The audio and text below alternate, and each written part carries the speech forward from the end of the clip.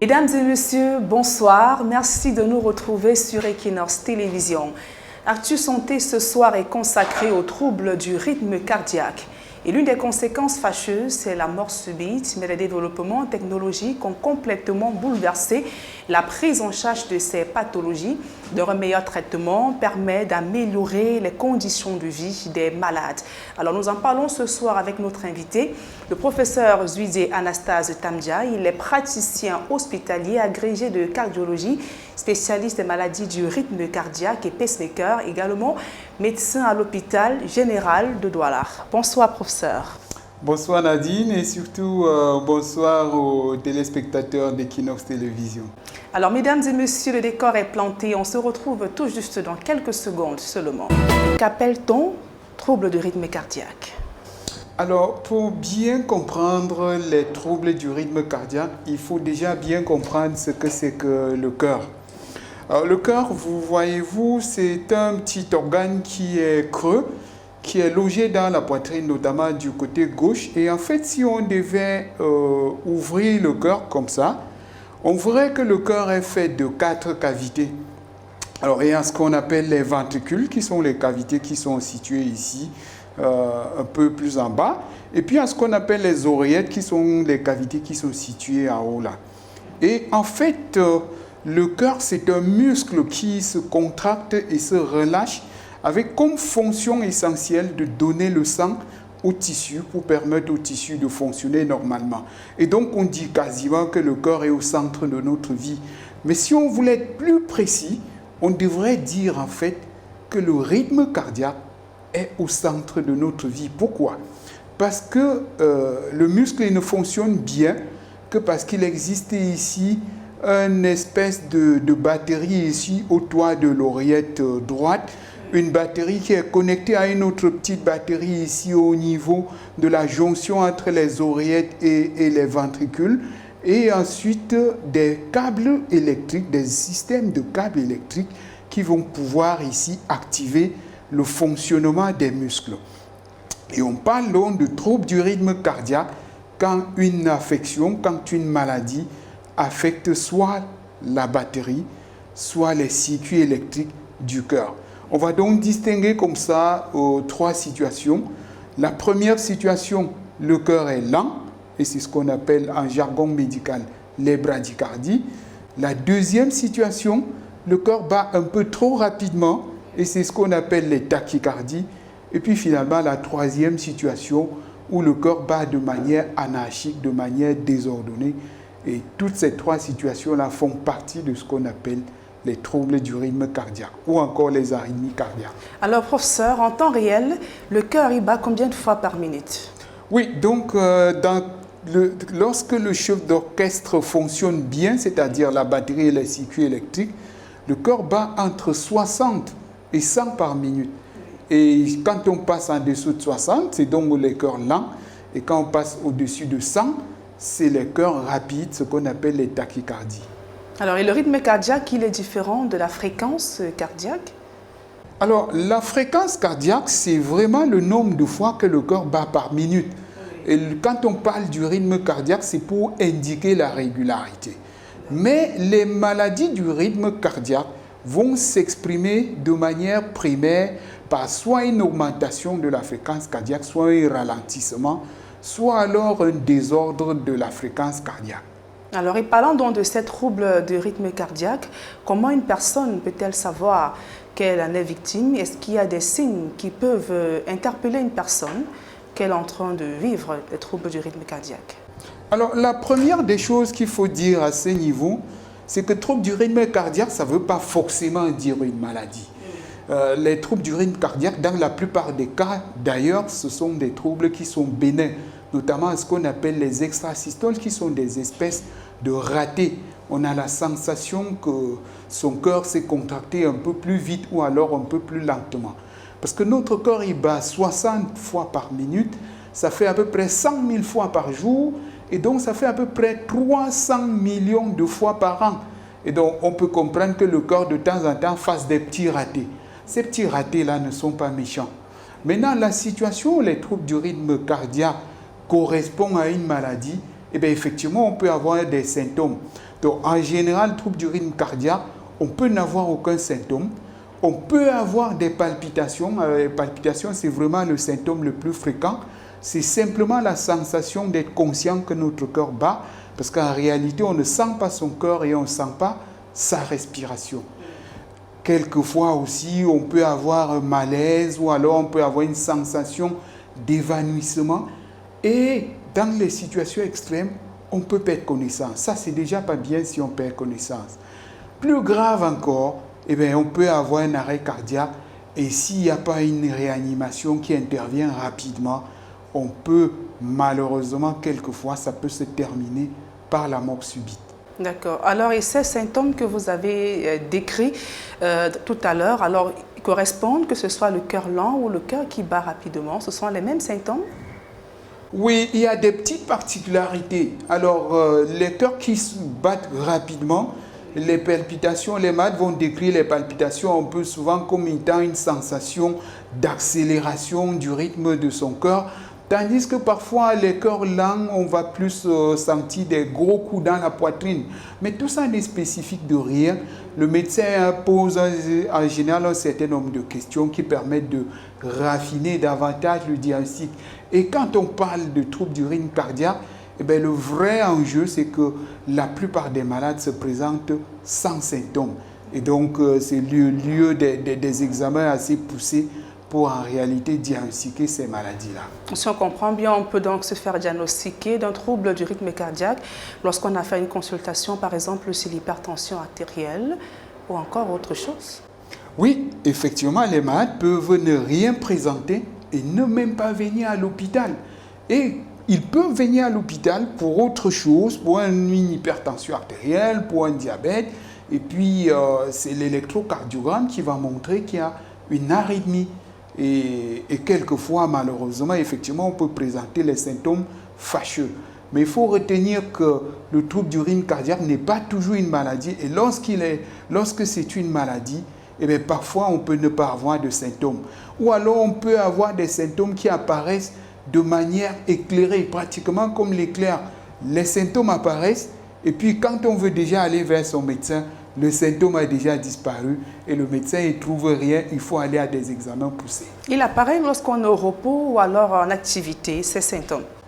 Très bonne question. Effectivement, lorsque les symptômes apparaissent à l'effort, c'est souvent un signe de gravité. Concrètement, occasionne ces troubles du rythme cardiaque lorsqu'il s'agit d'une maladie?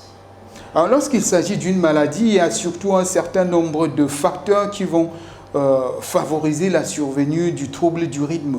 Tous les facteurs de risque cardiovasculaire que nous connaissons, au fur et à mesure qu'on avance en âge, il y a les chances de faire un trouble du rythme, et notamment l'un des troubles du rythme les plus fréquents qu'on appelle la fibrillation auriculaire. Alors, l'hypertension artérielle, le diabète, l'obésité, si on est un peu trop sédentaire, tout ça, ça augmente les chances de faire les troubles du rythme. Alors, professeur, à partir de quel âge on est exposé à un trouble du rythme cardiaque? Alors, les troubles du rythme cardiaque peuvent survenir à n'importe quel âge. Il faut savoir que même les bébés peuvent naître avec des maladies qui affectent le cœur uniquement ou alors qui affectent les batteries et le circuit électrique du cœur ou même l'ensemble. Et donc, ce sont des maladies congénitales à ce moment. Mais effectivement, au fur et à mesure qu'on augmente en âge, il y a plus de chances de faire les troubles du rythme, surtout si en plus les facteurs de risque cardiovasculaire s'y associent. De manière générale, à partir de la 5e décennie, il faut faire attention aux troubles du rythme cardiaque parce qu'à ce moment, on peut faire une trouble du rythme cardiaque qui est assez fréquent qu'on appelle la fibrillation auriculaire et qui est une des causes des AVC. Alors, professeur, toujours sur les facteurs de risque, est-ce qu'une personne en état de choc émotionnel, ça peut être un stress abondant, ça peut être une déception amoureuse, ça peut être la perte d'un être cher, ou alors même une réussite, est-ce que une personne pareille peut être sujette à un trouble de rythme cardiaque? Alors là, ça me permet de préciser une chose. La régulation en fait de l'activité du cœur, c'est-à-dire de l'activité du choc d'orchestre du circuit électrique, est sous la dépendance de 2 pédales. Alors, une pédale de frein qu'on appelle le système parasympathique et une pédale d'accélération qu'on appelle le système sympathique. Et l'émotion joue sur la pédale d'accélération et parfois aussi sur la pédale de freinage. Professeur, et comment donc s'effectue le diagnostic? Je vais parler ici des examens complémentaires lorsqu'on est affaire à un spécialiste de la santé.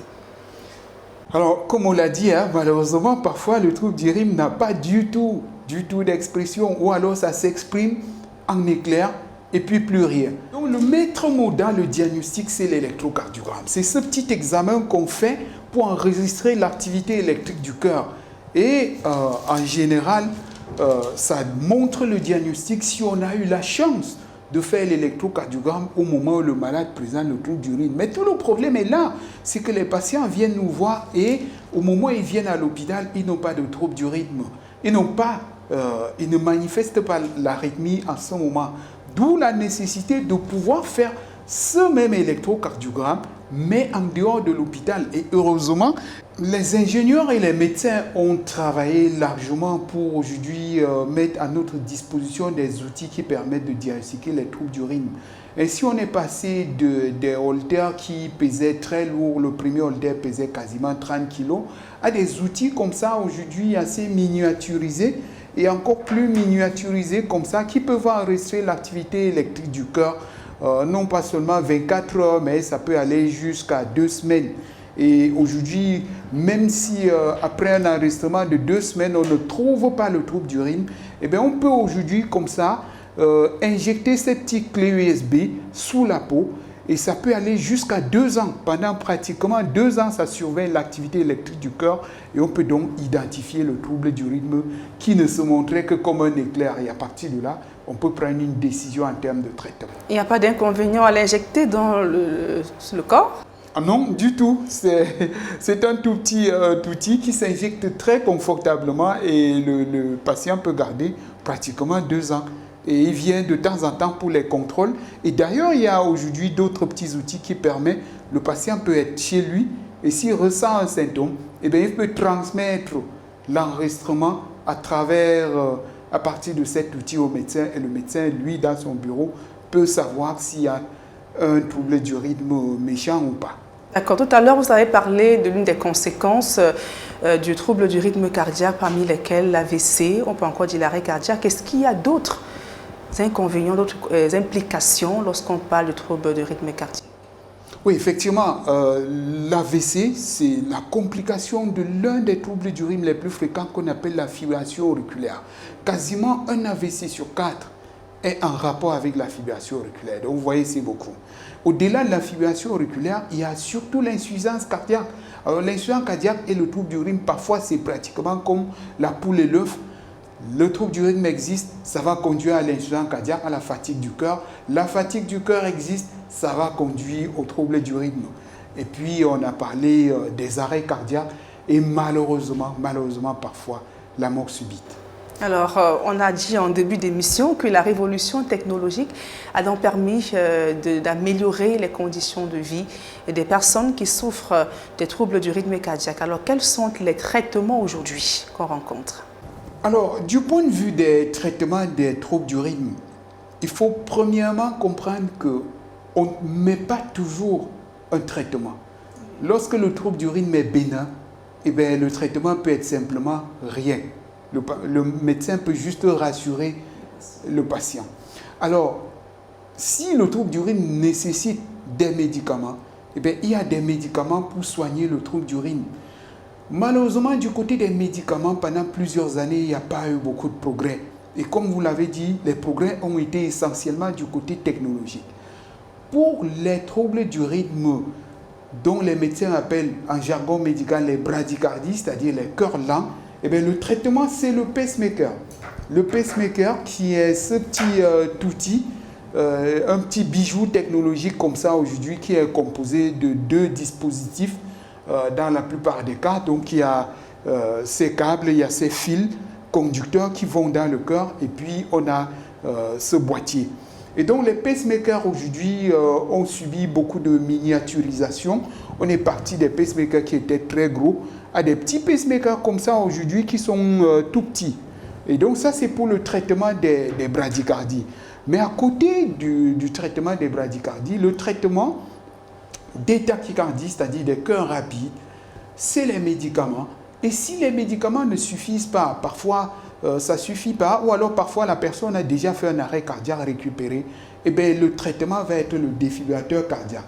Le défibrillateur cardiaque, il est presque comme un pacemaker. Alors quand on regarde ces deux-là, on voit pratiquement pas de différence, mais il est presque comme un pacemaker. Et à la seule différence qu'il est un peu plus gros et peut comprendre soit un seul câble, soit 3 câbles en fonction des situations.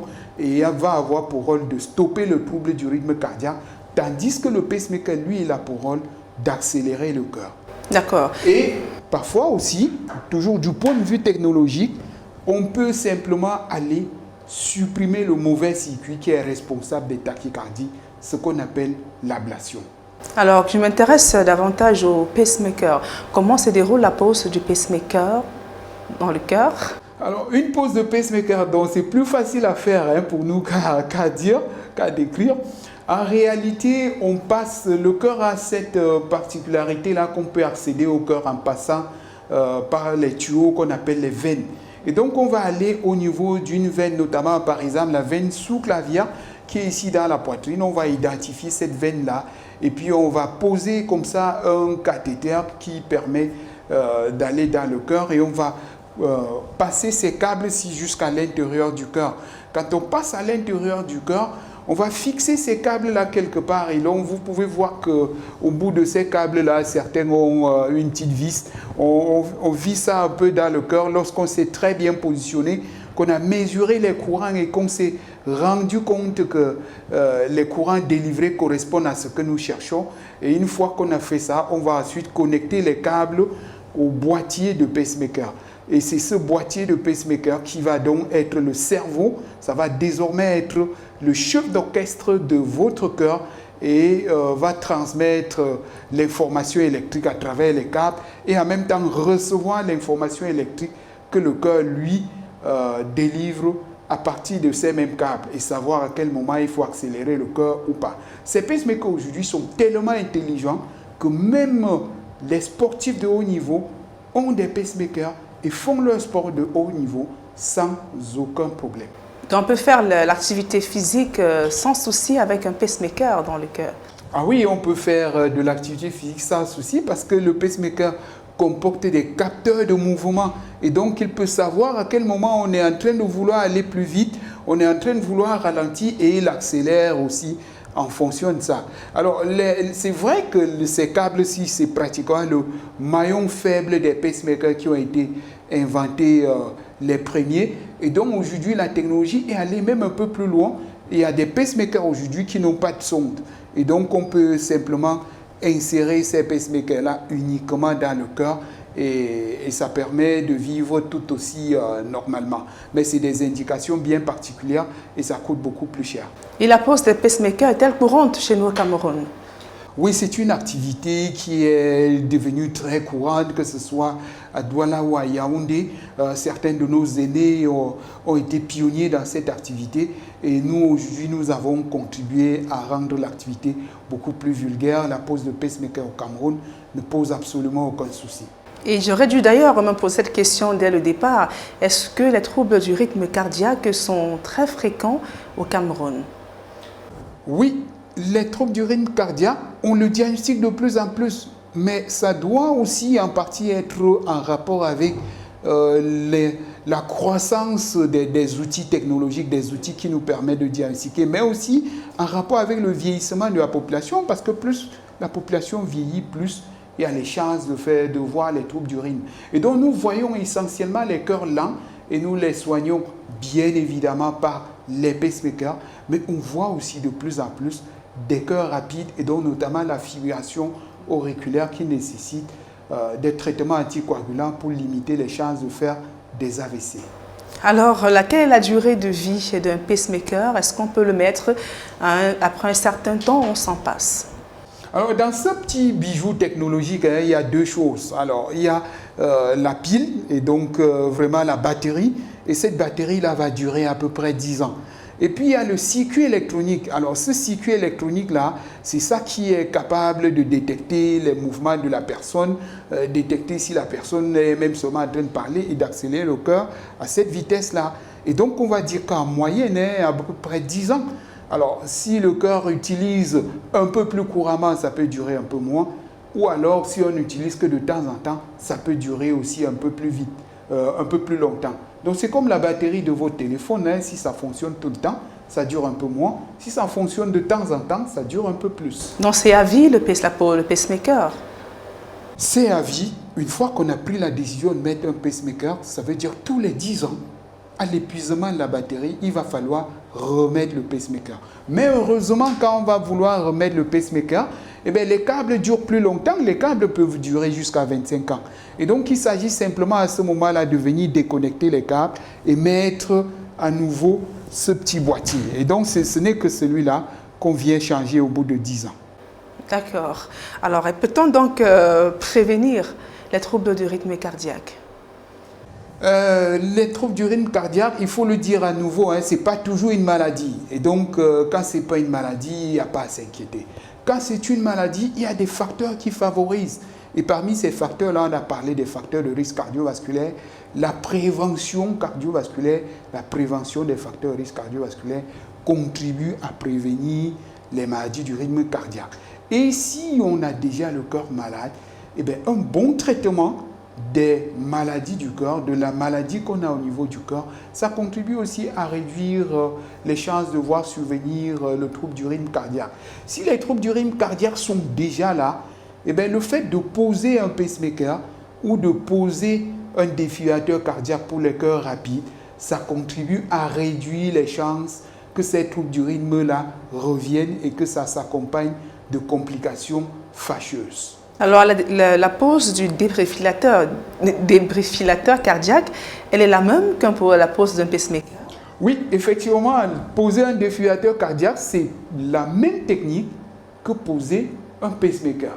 Tout au moins pour le plus courant, il existe aujourd'hui des appareils très récents, mais ce n'est pas de ça qu'on parle.